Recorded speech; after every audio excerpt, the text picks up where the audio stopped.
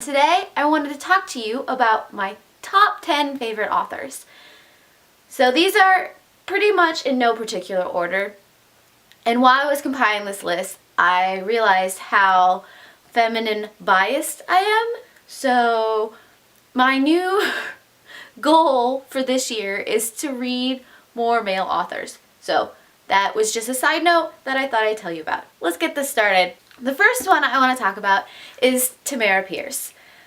I discovered her in middle school with this wonderful quartet, The Wild Magic, which is part of the Immortal series. This whole series made me fall in love with Tamera Pierce and her whole Tortall world, and it just kind of expanded. And so the Song of the Lioness, the Protector of the Small, the Daughter of the Lioness, all of those are back there somewhere. And if you haven't read any of her books, they're good. They're a great way to start into fantasy land, and I like talking to animals, which is why I got hooked. The next author I want to talk about is Jenny Carroll. Now, Jenny Carroll is actually Meg Cabot, but she wrote some supernatural-esque series as Jenny Carroll, and the first one being The Mediator. And I love the Mediator series. It's basically about a girl who can pretty much interact with dead people, and she tries to cross them over and all the shenanigans that happens in the process. So I like Meg Cabot as Jenny Carroll. Then there is Mercedes Lackey. I am in love with her 500 Kingdoms series. It talks about fairy godmothers and how they have to deal with making sure certain kind of storylines happen in a way that won't bring about disasters. So a lot of these fairy godmothers are actually women whose fairy tales went awry, and so they no longer have their happy ending, and they become fairy godmothers and make sure that fairy tales don't destroy the kingdoms. It's good. And it's nice and meaty, which is what I like. There's, I believe, about 6 in this series right now. I have read them all, and you'll probably see one in a book haul coming up. Sneak preview there. But yeah, I like this series. And then there's Robin D Owens. This is part of her Summoning series, which takes women usually from the Montana-ish, Colorado-ish area, and somehow they find themselves in a different world where, of course, the language is different, and there's this whole thing with the song and seeing sound and magic, and it's just nice. And it's an adult fantasy series. I picked it up one day because I was traveling and she looked cool. She had a sword and she was short and my battery's about to die, but I liked it. And yeah, she makes a good series. I like her. And then I couldn't do this list without, of course, mentioning at least once Hugh Howie. I have fallen in love with Hugh Howie's Silo series. I haven't read any of his other works, but based on just that one alone, I had to add Hugh Howie to this list. I won't go any more than that because you've heard me rant and rave enough about it, so I'll link it below and leave it at that. You all know I am a huge fan of fairy tales and sci-fi, so Marissa Meyer, of course, made the list because she's got both, and it's amazing.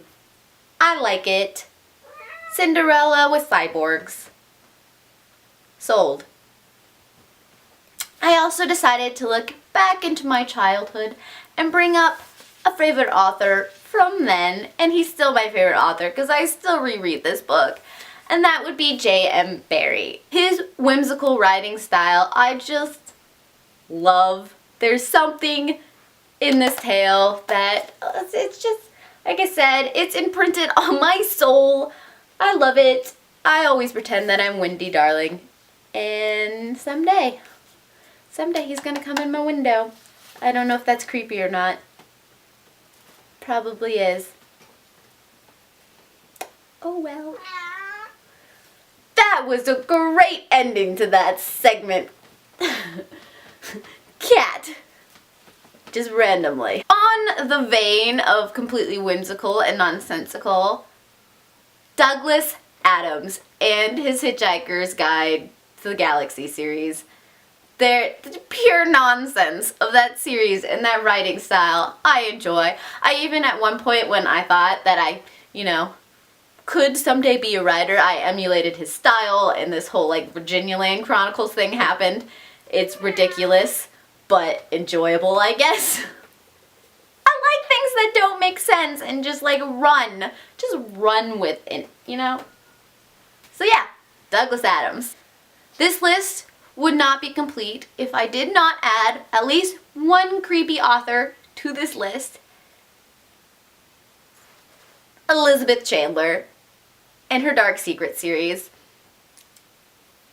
I love her. You need to read her. I like what she does with the creep. And it's not just like ghost or that kind of stuff. It's like all kinds of things. It's like messing with your brain kind of creep. And they're nice and short and sweet. And I want her to write more. And I keep looking for more and hoping for more. So Elizabeth Chandler, please write more. Finally, the last and probably most dearest author to my heart for this list is Robin Mckinley. Robin Mckinley, in my mind, is the queen of fairy tale retellings. Here, I've got The Outlaws of Sherwin. I haven't read this book yet, which is why I'm holding it up. I'm hoping this will, shame me into finally reading this book. I've just gotten distracted for whatever reason, but I need to read this book. But Robin Mckinley takes on pretty much any kind of fairy tale or mythological character. And of course she's done Robin Hood here, just Beauty and the Beast. My brain is just overloading with all the different things that she has done. She's got a whole Pegasus series in the works. There's of course vampires, and if it's fantastical, she's probably done something on it. And I always look forward to Robin Mckinley's works, and if I see it, I don't have it, I automatically buy it without even reading the back. And I think that is a sign for my all-time favorite author.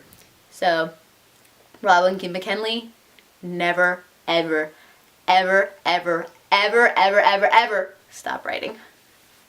I may cry and mourn for years if that happens. So those are my top 10 favorite authors. Let me know what your top, let's say 2 favorite authors are down below. Or if you want to do a top 10 list of your favorite authors, do it. And let me see it. I heart your beautiful faces. Bye. Ah! Are you awake now? I'm not awake. Are you awake? Meh. We're going to color bounce back to the same spot we were. There's a cat. What do you want? Huh? Oh, she's gonna knock everything over. My cat wants to commit suicide.